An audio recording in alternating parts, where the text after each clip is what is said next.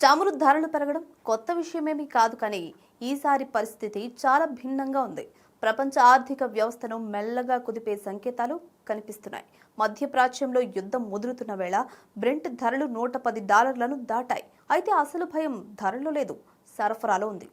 ప్రపంచ చమురులో దాదాపు 20% వెళ్లే హార్మూజ్ మార్గం ప్రమాదంలో ఉండడంతో నౌకలు వెనక్కి తిరుగుతున్నాయి. ఇన్సూరెన్స్ ఖర్చులు పెరుగుతున్నాయి. ఎనర్జీ సిస్టమ్ మొత్తం ఒత్తిడిలో పడుతుంది. ఇదే సమయంలో నిపుణుల నుంచి ఓ మాట వినిపిస్తోంది, అదే ఆర్థిక సంక్షోభం. అవును, ప్రపంచం మళ్లీ రిసెషన్ వైపు అడుగులు వేస్తుందా? చరిత్ర ఏం చెప్తోంది?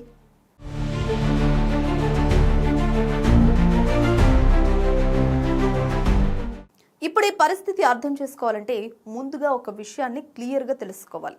చమురు అంటే కేవలం ఇంధనం కాదు, ప్రపంచ ఆర్థిక వ్యవస్థను నడిపే రక్తం లాంటిది.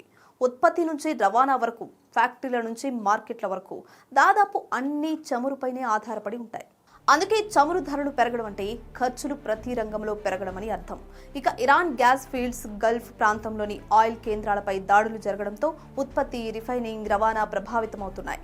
మార్కెట్ అంచనాల ప్రకారం రోజుకు 8 నుంచి 10 బిలియన్ బ్యారెల్స్ సరఫరా దెబ్బతినే ప్రమాదం ఉంది. దీన్ని సిస్టమ్ లెవెల్ క్రైసిస్ గా చెప్పొచ్చు.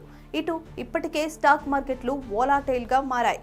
ఇండియాలో నిఫ్టీ పడిపోయింది, రూపాయి బలహీనపడింది. ఇన్వెస్టర్లు రిస్క్ ను లెక్కించుకుంటున్నారు. ఇలా చూస్తే మాంద్యం ఎలా వస్తుందో ఇక్కడే అర్థమవుతుంది. మొదట ఇంధన ఖర్చు పెరుగుతుంది, తర్వాత ట్రాన్స్పోర్ట్ ఖర్చు పెరుగుతుంది, ఆ తర్వాత ఆహారం, రోజువారీ వస్తువుల ధరలు పెరుగుతాయి, చివరికి వినియోగం తగ్గుతుంది. కంపెనీల లాభాలు పడిపోతాయి, ఆర్థిక వృద్ధి నెమ్మదిస్తుంది. ఇదే మాంద్యం దారి. ఇప్పుడు చమురు ధర ఎంతవరకు పెరుగుతుంది అన్నది అన్నింటికంటే ఇంపార్టెంట్. $120 పైగా వెళ్లి అక్కడే నిలిస్తే గ్లోబల్ గ్రోత్ పై ప్రభావం పడే అవకాశం ఉందని నిపుణులు చెప్తున్నారు. $130 చేరి ఎక్కువ కాలం కొనసాగితే పెద్ద ఆర్థిక వ్యవస్థల్లో మాంద్యం వచ్చే ప్రమాదం ఉందని గత డేటా చెప్తోంది.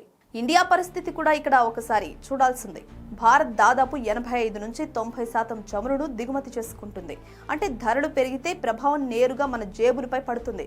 ఇప్పటికే ఎల్పీజీ ధరలు పెరుగుతున్నాయి, ట్రాన్స్పోర్ట్ ఖర్చులు పెరుగుతున్నాయి, చిన్న వ్యాపారాలపై ఒత్తిడి మొదలైంది. అయితే ఒక చిన్న ఊరట కూడా ఉంది. యుద్ధం తక్కువ కాలంలో ముగిస్తే ప్రభావం పరిమితంగానే ఉండొచ్చు. కానీ ఇదే పరిస్థితి నెలల తరబడి కొనసాగితే డిమాండ్ తగ్గడం, ఇన్ఫ్లేషన్ పెరగడం, లిక్విడిటీ కఠినతరం కావడం, ఇలాంటి పరిణామాలు కలిసి పెద్ద ఆర్థిక మాంద్యానికి దారితీసే అవకాశం ఉంది. మొత్తానికి ప్రపంచం ఇప్పుడే మాంద్యంలోకి వెళ్లలేదు, కానీ దానికి దారితీసే అన్ని సంకేతాలు మాత్రం కనిపిస్తున్నాయి. మాంద్యం ఒక్క రోజులో రాదు, ఇలాగే మెల్లగా ప్రారంభమవుతుంది.